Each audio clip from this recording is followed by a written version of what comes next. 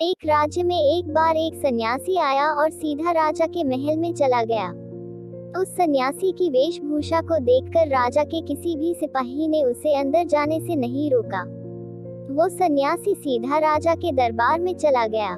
सन्यासी को अपने सामने खड़ा देख राजा ने उनसे पूछा, आप कौन हैं और क्या चाहते हैं?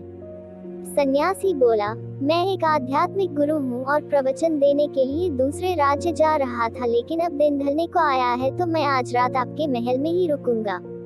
रात बिताने के लिए बस में थोड़ी जगह चाहता हूँ। सन्यासी की बात सुनकर राजा बोला, ये एक राजा का महल है, कोई विश्राम स्थल नहीं जो आप यहाँ रात में रुकना चाहते हैं।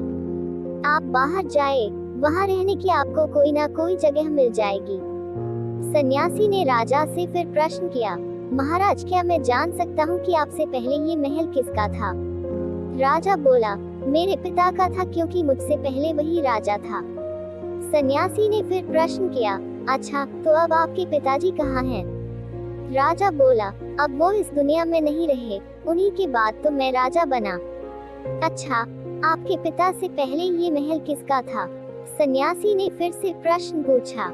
राजा को अब गुस्सा आने लगा, लेकिन फिर भी उसने शांत होकर जवाब दिया, मेरे पिता से पहले ये महल मेरे दादाजी का था और अब वो भी इस दुनिया में नहीं है।